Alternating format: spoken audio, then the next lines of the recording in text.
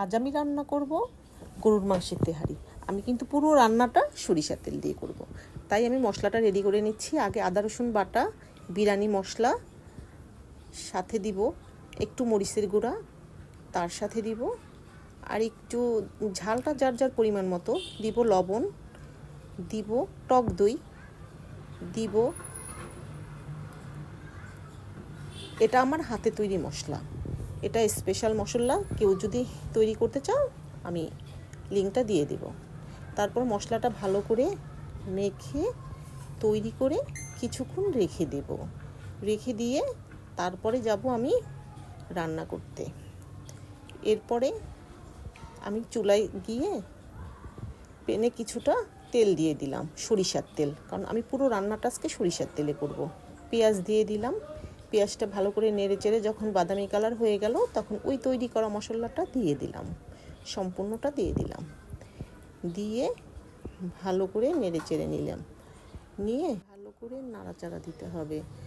একটু পানি দিয়ে দিব, দিয়ে মশলাটা ভালো করে কষিয়ে নেব যতক্ষণ পর্যন্ত না তেলটা উপরে চলে আসছে, ততক্ষণ পর্যন্ত কষাবো। আমি কিছু গোটা মশলা দিয়ে দিলাম, সাথে কিছু আলু বাখরা দিয়ে দিলাম, কিছু কাঁচামরিচ দিয়ে দিলাম, দিয়ে আর একটু কষিয়ে নিলাম, ভালো করে কষিয়ে নিলাম। এরপরে যখন তেলটা উপরে চলে আসলো তখন আমি মাংসগুলো দিয়ে দিলাম। মাংসগুলো দিয়ে ভালো করে নাড়াচাড়া দিয়ে তারপরে ঢেকে রেখে দিব মাংসটা কষানোর জন্য। এরপরে ভালো করে কষানো হয়ে গেলে যখন পানিটা শুকিয়ে যাবে কিছুটা পানি দিয়ে আবার ঢেকে রাখবো। এখন আমি আর এক প্যানে পোলাওটা চড়িয়ে দিচ্ছি।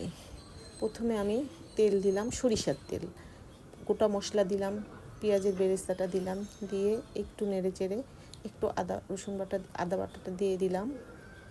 এরপরে আমি কিছু পানি দিয়ে দিলাম। এখানে গরম পানি ব্যবহার করলে ভালো হয়।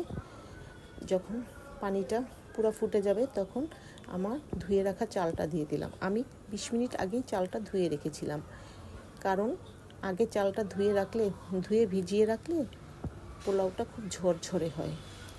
এই টিপসটা অনেকে হয়তো জানে না। আমার এই যে পাশে মাংসটা হয়ে গেছে রেডি।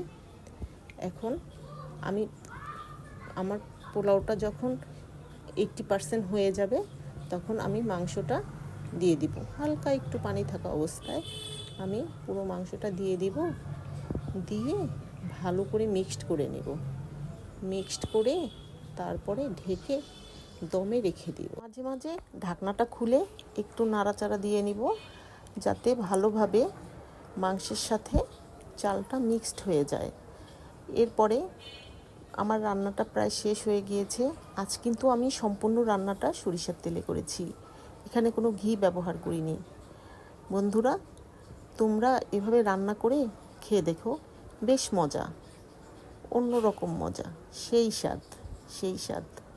আল্লাহ হাফেজ।